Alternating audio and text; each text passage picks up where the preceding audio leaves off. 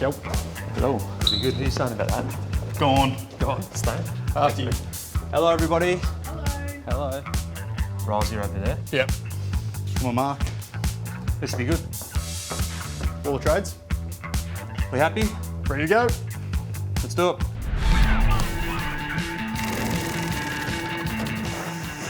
Hello and welcome to Gettable, AFL.com.au's home of trade, draft, free agency and contract news. We are brought to you, as always, by Google Pixel. It's great to have Google Pixel on board for season 2024. Well, I'm Riley Beveridge. We'll get to Cal Twomey in just a little bit, but we've got something special lined up for you today. We are bringing back the Wall of Trades, one of our favourite segments. We've got nearly 50 players on the Wall of Trades today because the trade period is only a few sleeps away. Heaps of updates, heaps of details on all the latest guys that might be traded during this year's player movement window. Let's get to Cal. Cal, kick us off. Oh, sorry, Riley.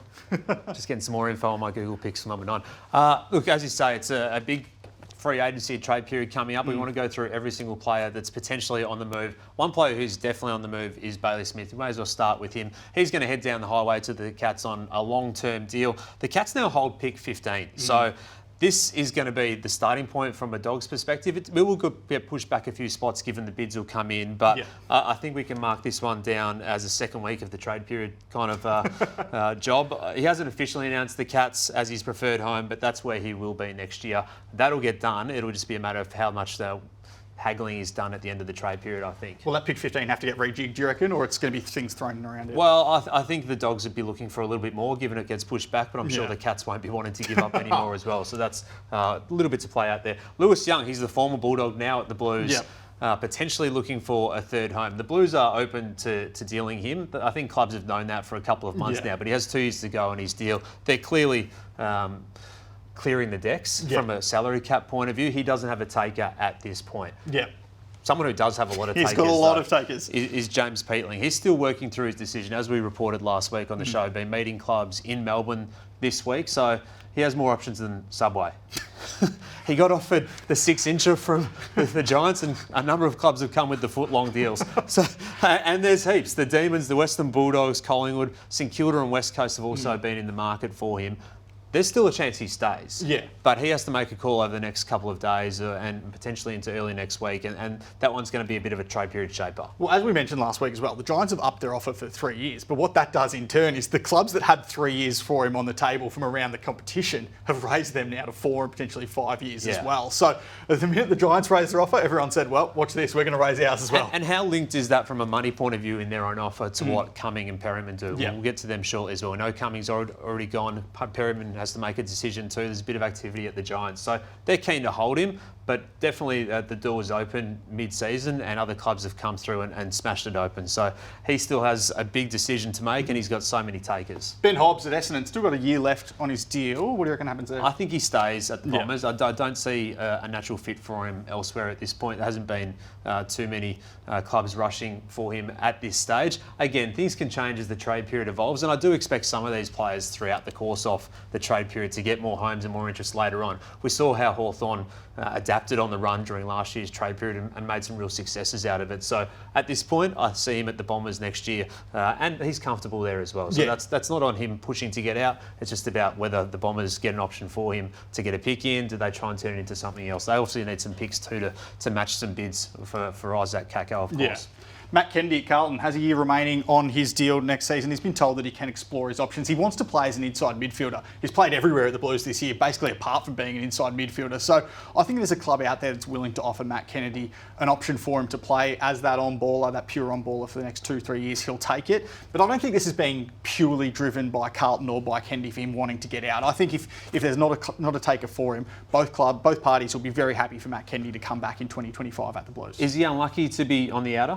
I think so, in the sense that he's so valuable and so versatile in what he can do. And I think that's why Carlton, in an ideal world, would like to keep him. It's just whether or not you want to do the best by the player who wants to go out and play as an inside midfielder. He played everywhere this year, and obviously we know what happened in that elimination final when he was subbed off just a couple of minutes earlier, having been in hospital earlier in the week himself, having been in hospital for his partner who gave birth to their first child as well. So I think there was some mitigating factors there, but there are also some similarities between Hobbs and Kennedy in that inside midfielders who played just there generally aren't in vogue in trade periods. We say the demand comes from the key position players every single year, and the speed and the players with pace. The inside midfielders just, I think clubs back themselves to find another one of those guys in the draft generally. So it's taken a turn for the inside midfielders because 10 years ago they were all the rage, weren't they? Yeah, that's right. Nick Haynes, he'll get to Carlton as an unrestricted free agent, we know that. Yeah, he will, and he informed the Giants last week off that move. So that's also in part why this guy is on the market in Lewis Young, because they want to bring in Nick Haynes. They're preferring Nick Haynes over Lewis Young. So that's become pretty clear in his move. And you get him for nothing. From his point of view, hopefully his body can stand up to the rigours of it all. He's played some reasonable VFL footy over the last couple of years. He certainly has. Dustin Martin, does he stay or does he go? Well, stay retired, that is. That's right. That's the question, isn't it? It's one of the most odd scenarios in footy, this one, because he wants in, he doesn't, he's retired, he isn't as retired, Dimmer calls, Dimmer doesn't call, he calls, he doesn't call. So still some way to go on this before he's locked in at the Suns. And there's still a few weeks to go on this one, and then potentially even down the track for a draft pick or a rookie pick. This saga could actually drag out to the end of November, believe it or not. Why not add an extra couple of months? But I do think that this one's still got a lot to play out before we see him in a Gold Coast jumper. That's not to say it won't happen though. And if it does happen, it'll be on the Suns' terms at a money point of view. Something does tell me, though, Dusty won't be offered a train on spot at the Suns. Prove your worth. What about Isaac Cumming? He's been meeting with Adelaide and Port Adelaide this week. He's already told the Giants he does want to move as an unrestricted free agent back to South Australia. It's going to be an interesting one. Yeah, look, whichever way he goes, there's ties both ways. And obviously, Port Adelaide's got more runs on the board over the past 5 years. He's got close links to Taylor Walker. But also, if Harry Perryman chooses Port Adelaide, does that be the link that gets him across the line? The reality for this one is that I think this one could happen before Perryman makes a decision. So that in that case, I think you'd have a reasonable view of what Perryman's thinking. They're very, very tight. You spend a lot of time with the Giants. These guys are tight. They've come through the Giants Academy together, of course, as well. But also the point of view that you have to look at now is as an unrestricted free agent at his age, with the 4-year deals there on the table, what does that mean from a compensation pick point of view for the Giants too? Maybe it's an end of second round pick. That kind of might be where it ends up for them. Ivan Soldo on the move again, twice in 2 years. Yeah, as we flagged about a month ago, the Saints have been right in this one, and the Saints are keen to get him. He's keen to get to the Saints. On Tuesday, he officially requested a trade back to Victoria after a year of living in Adelaide. He just didn't settle into Adelaide. It wasn't as much about falling behind Jordan Sweet. He actually was playing, before he got injured, and there was a fair chance that he got back in the side if it wasn't for that injury interruption second half of the season. So he wants to get back to Victoria. He wants to get to St Kilda, and they want him as well to partner up with Rowan Marshall and add a point of difference, some support for him, a bigger-bodied ruckman alongside him as well, given Marshall's brilliance around the ground. Still, I think he was the leading vote-getter from a ruckman point of view on Monday night. So that'll happen. He's got 2 years to go on his deal. And the Power, given their activity, and we'll move around the board as well, the Power, given their activity, might be able to get something good back in return for him and make that the next part of their other dealings too. So I think that will happen, and also afford some opportunities for Dante Vicentini, who has high raps and huge hopes at the Power. Jake Stringer, this is a fascinating one. Yeah, it is. I mean, still no taker for Stringer, who's told plenty of people he's played his last game at the Bombers, but could yet end up back there on a contract that he's triggered for that fourth year of his deal, $400,000. Sorry, I think it was $800,000. He'd definitely be staying, but at $400,000, he probably wants $800 over 2 years. But he's still looking for that longer term deal. And I still think there's a chance that something pops up later in the trade period. I just don't think if you're a club that's that interested at the moment, you'd be raising your hand, because clearly he's on the table. Clearly there's opportunity to get him. So I don't think the demand for making that happen right now is huge from other clubs. So right now at the Bombers, staying at the Bombers, but I still think there's an opportunity for clubs to come in late, because it's not going to cost too much. We'll have to play out there. Finn McGuinness, a new name for this trade wall.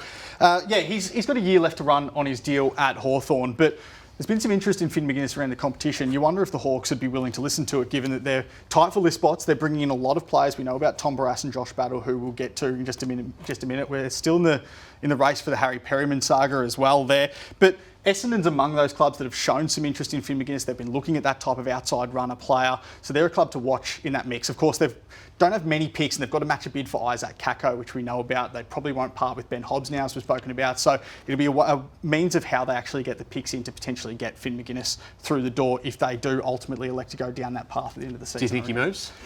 I reckon it's 50-50, but I think it's definitely one to watch now, given how much Hawthorn's got in their plate and given Essendon's need for this type of player as well. Well, they don't have many runners, and that's where Xavier Henderson made an impact for them this year as a hard runner. Matt Owies has met with some clubs over the past weeks. This has been one that we've had interest in following across the whole year, really. Why is this guy not signed? Why is this guy not signed? It's the most small forward goals from a Carlton player in 11 years since Jeff Garlett in 2013. So 30-plus goals. Some other players obviously signed up at the Blues as small forwards who haven't had that output at all. So he's one who is remaining out of contract. He's basically been told to look around in that sense.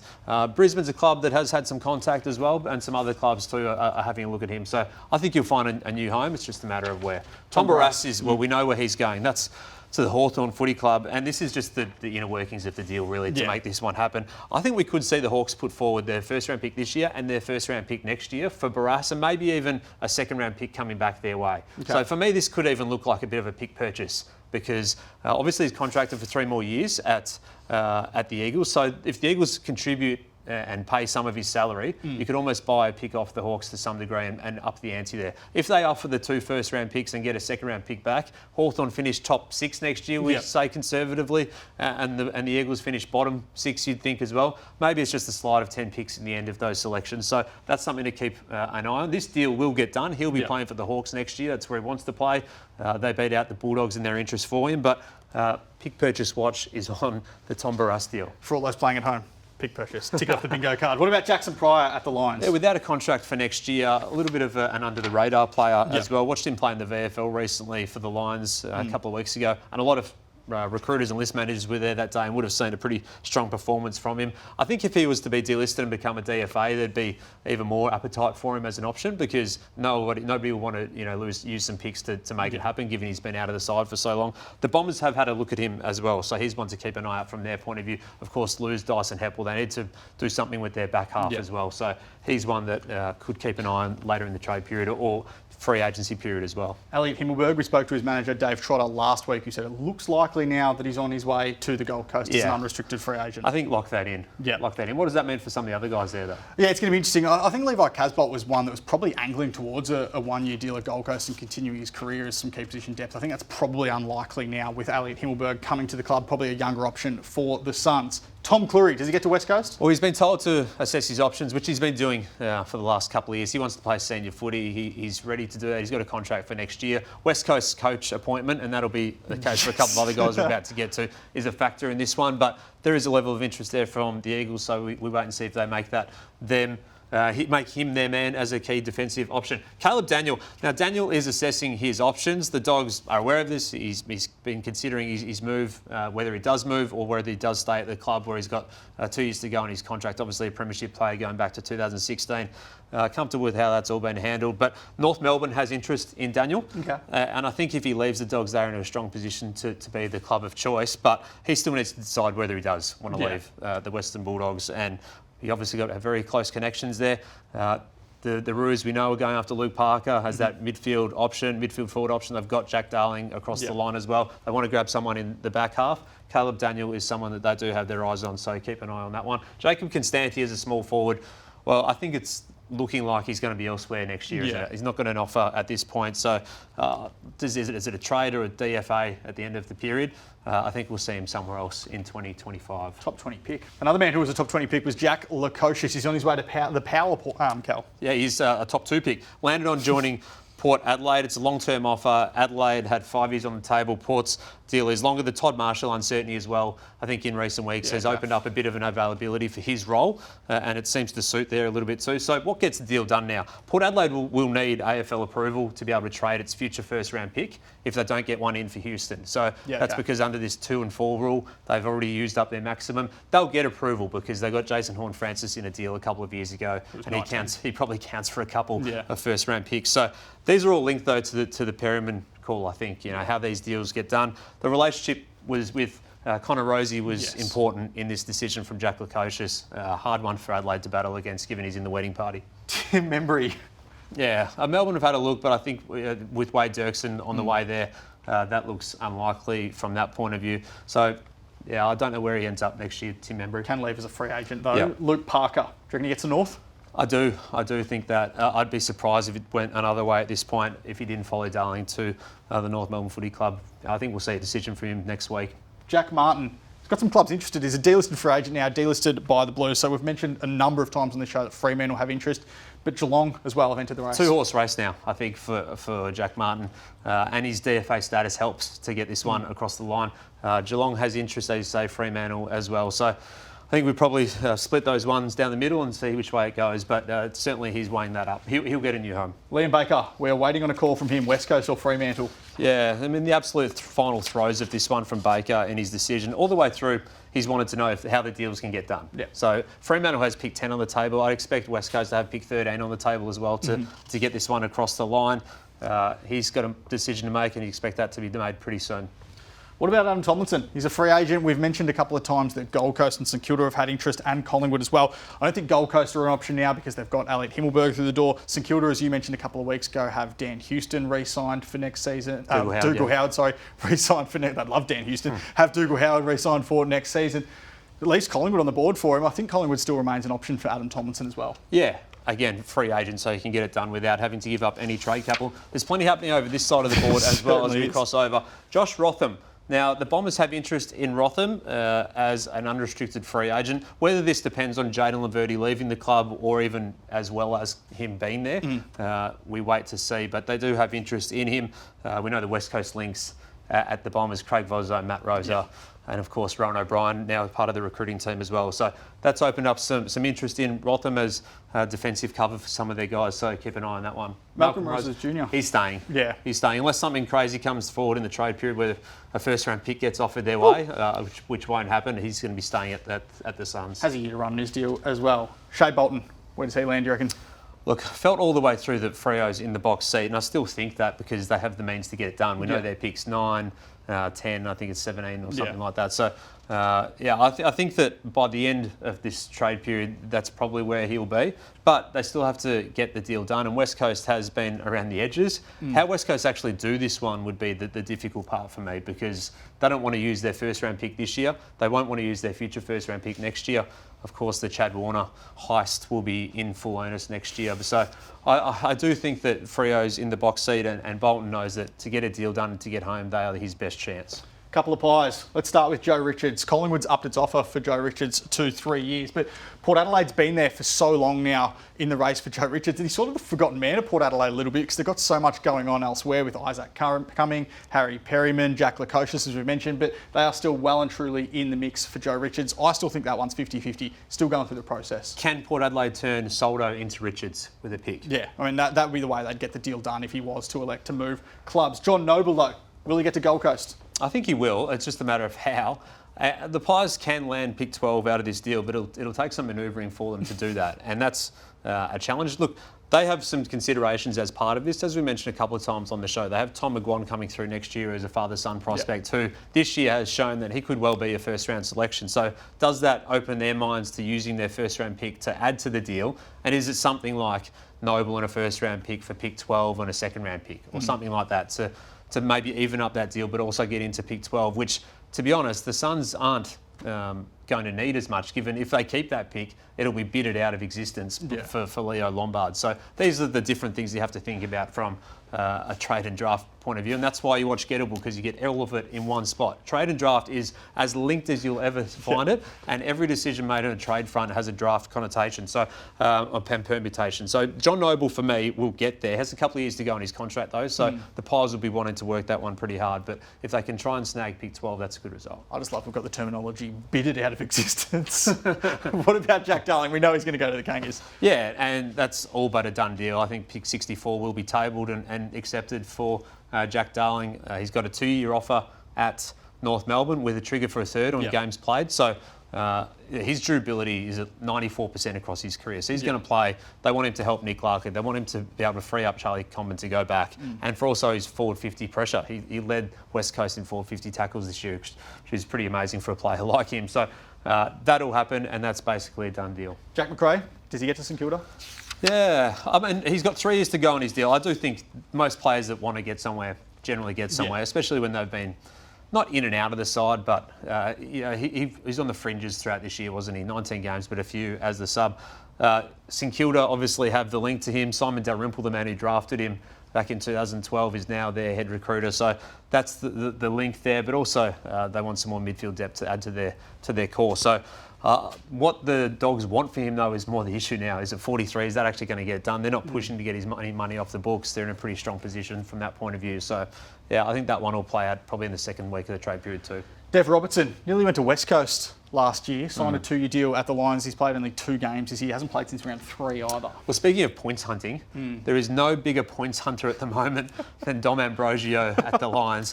Look, he's contracted though, so that's an issue, and also what is a club going to give up in this year's draft as well. We've spoken so much about this year's draft, and again, when we look around the board, that's why some of the picks and deals will become stalemates, because they don't want to give up good picks in this year's draft. And that's the issue is with the Lions as well, and trying to get a pick for Dev Robinson, if that's the case. So, look, there'll be some interest again, it's just a matter of what level. Wade Dirksen at the Giants has a year to run on his contract, but as he reported last week, wants to move to Melbourne.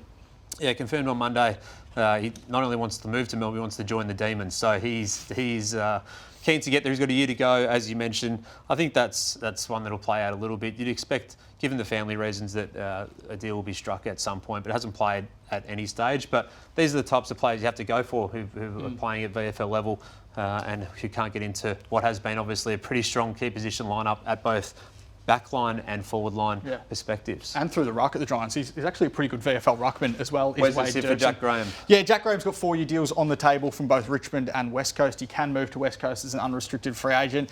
As things stand, I'd be pretty confident in saying if Andrew McWalter is hired as the Eagles coach this afternoon, he would tell Richmond straight away, almost within the hour, that he is going to West Coast. I think it hinges on that. If Andrew McWalter doesn't get that job, I think it's a bit more 50-50, a bit more up in the air, probably a bit more of a decision for Jack Graham, but he's got close links to the man who is a former Tigers assistant for 10 years, played a part in those 3 premierships at the club, did Andrew McWalter. So that's where it sits for Jack Graham. What about his Richmond teammate, Dan Rioli? Well, Gold Coast has a 5-year offer for Rioli to join the club. He's likely to be crowned Richmond's best and fairest in the next week or so, which adds an extra sort of detail to this one a little bit, in that could his bargaining power be any stronger to get a deal done?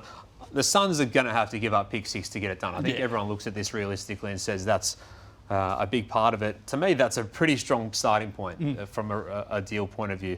Now, I think it's a very healthy pick in this year's draft. I look at it and think, is there much difference between pick 6 and pick 1 this year? Not really. So he's at the end, he's at the latter stage of his career and been through some heroic times at the Tigers. I still believe that'll get done, given pick 6 is such an appetising pick in this year's draft, appealing pick, but I think there's some to and fro to happen there as well. Josh Battle, he'll get to Hawthorn as an unrestricted free agent. The really interesting part here is what the compensation pick's going to be coming back. Yeah, 6-year deal at the Hawks, so he's joining them. Obviously, they beat out a couple of clubs who are interested in him. Oh, I mean, the compensation pick is draft defining to some degree, because if St Kilda can land 2 top 10 picks out of this year's pool, then that gives them a really strong position to bounce from.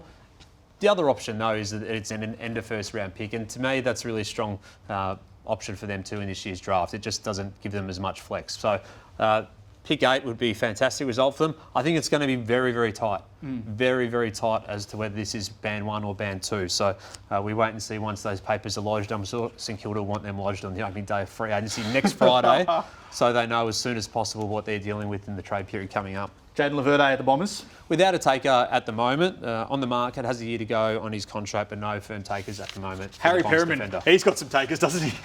Well, yeah, he does. The Perriman piece is the biggest in the trade period puzzle right now. So let's go through the permutations. If he chooses Port Adelaide, potentially with Isaac coming, how does that affect their chances of letting this man go, Dan Houston? So that's a big factor within that. Collingwood has come super late and super hard to the conversation for Harry Perriman.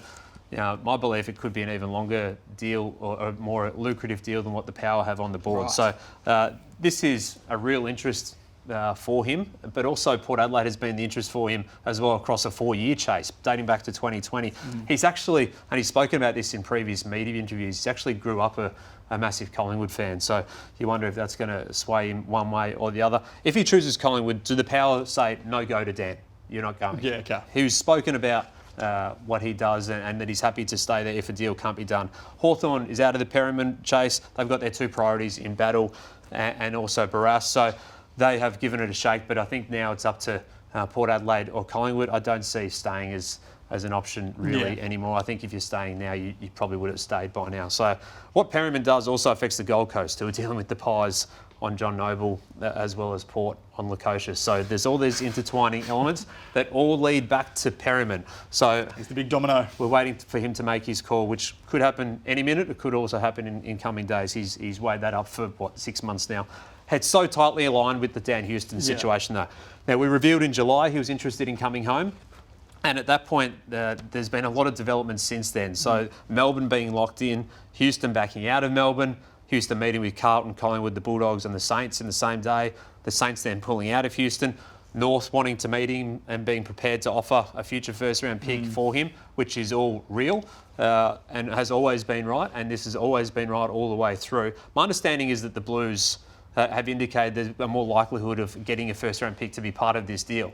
Now, that's only going to be part of it though. I don't think pick 11 or if it's pick 12, if they try and get that one off Gold Coast as part of a future pick, there has to be more to the deal. If you're looking at Dan Rioli here, who's pick 6, Dan Houston's a 2-time All-Australian, coming off just as much quality over the last couple of years. There's a difference between pick 6 and pick 11. And the Tigers at this point even aren't accepting pick 6. So if you look at this one, I think 11, it has to be an extra future 2 involved in that at least. Yeah. So yeah, I'm really fascinated to see how the Blues can get this one done, because it's so far been pretty stoic that first pick hasn't been on the table. But I don't even know what the point is talking to him if the deal's and if the pick's not even on the table. It's going to be some tense negotiations there, I feel. North Melbourne and Carlton are, to me, the remaining big options for this one. Unless the Bulldogs want to offer up the Bailey Smith pick 15, and also a future first round pick, then they're probably not going to have enough capital to get something done. Yep.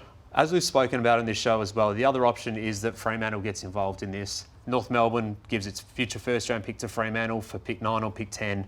And then that pick 9 or pick 10 goes back to the Power for Dan Houston. Houston ends up at North Melbourne. That's an option for him. That would rely on Liam Baker not choosing Fremantle, also Shea Bolton deal not getting done. So he wants to move Victoria, so that's the main factor. If it can't get done though, he stays, and the Power have a 2-time All-Australian still on their books. So yeah, there's a lot to play out, and these two are the most significant players in the trade period. There's no doubt about that. They're all connected, aren't they? They're all connected in one way or another. Sam Frost, now he's a really interesting one. Sorry, just about this one as well. One last one on the Fremantle part of that. The reason why they might want to do that is to stock up on picks for Chad Warner's chase. Yes. Now, Warner has spoken with Freo and West Coast throughout this year. We know that he's got a year to go on his contract. He's held off extending that at the Swans. There's going to be an interest, a big interest from both clubs in getting him back. But what it would mean that for Freo is that they'd stagger some selections over 2 years. If they got North Melbourne's future first as well as their own pick, you'd expect that to be a top 5 pick and their own pick. Yeah. And then they've also got 2 more picks they can trade in the future. So they'd have a kitty of 4 first-round picks by then to throw at the Chad. The Chad Warner one's going to go on for 12 months. Take a breath, Cal. Sam Frost, he's got a year to run on his deal at Hawthorn. He hit a trigger earlier this season. Josh Gablich reporting on AFL.com.au last week that Sydney and St Kilda have both shown interest in Sam Frost, as they should, I think, because with Tom Barrass and Josh Battle coming into Hawthorn, there is a surplus of key defenders. James Blank's still contracted for another couple of years there as well. So they've got a lot of key defenders. So opportunistic clubs might look at that and think, could we offer him 2-3 years and potentially pry him out of Hawthorn? He's had a great year there. I think he's going to be at the Hawks in 2025. I don't think there's anything going on there. I think he'll be at the Hawks next year. Xavier O'Halloran at the Giants, a new name on the board. A new name on the board. He has a contract for next year, but is garnering some interest. I understand the Western Bulldogs have flagged their interest in O'Halloran as well to beef up their midfield stocks. Of course, they're losing Bailey Smith. They're into James Peatling as well. He's a local. He's from Western Jets, so has interest there as the Dogs look to beef up that part of the ground. Pete Laddam's contracted for next season, but he's had a great year in the VFL. I think this is one that might play out over the trade period. I don't think he has a club just yet, but some might arrive later on in the piece. Same for Carroll, Jack for Carroll as well. Alex Neil-Bullen, that might well be the first deal done on the morning of the first Monday of the trade period. So pick 25, we'll get that one done. Yeah. I expect that one, no troubles at all. Pick 25 from the Crows, Melbourne take it, move on. Riley Garcia has had some interest from Port Adelaide and West Coast as well. Josh Gablich has reported that a couple of times. Also weighing up a 2-year offer to remain at the Bulldogs. So much to get through, Cal, but on the Google Pixel 9, the Add Me feature can seamlessly merge 2 photos into one amazing image. So, Cal, we want to know, if you were to add one more player to this wall, who would you include? Well, can we just go back here to Melbourne? So we've gone Wade Dirkson's on the board. If we can put another face in here somehow, Tom Campbell. I think we expect to see Wade Dirkson and also Tom Campbell, the former ruck option, at 3 other clubs. I think we see him become a 4-club player this year by joining the D's as a ruck backup to Max Gawn. And there's not many ruck backups out there. He's cheap. He comes for free. I think it's a good move because Max Gawn doesn't miss many games. So that's a name I would add to it, Riley. All right. Great show, Cal. I think there's actually one more name to add to the board. There has to be. Katy Perry has arrived with fireworks and she's gettable because tomorrow, Riley... No, don't tell me. I'm due to interview Katy. Don't tell me. Yeah, I'm looking forward to it. She's on the wall of trades. I can't wait for her show. Can't wait to have a chat to her. So, yeah, she's got a bit up her sleeve, I reckon, for this week's show. Looking forward to it. Can we get her on next week's show? We try. You need to do your phantom form guide of your interviews before grand final day.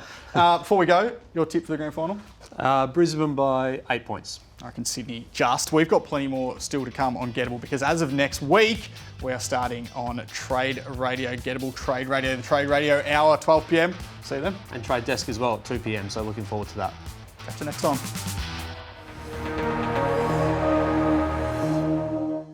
Done. What am I actually going to ask Katy? I don't know. Raw. Get her to come on Trade Radio next week. What time are we on? Monday, 12. Like it. Thank you, everyone. Want to get all the latest footy news in one hit? From injuries to breaking news, the latest from the coaches, the Footy Feed team has you covered. Watch it now on afl.com.au and the AFL Live app or wherever you get your podcasts.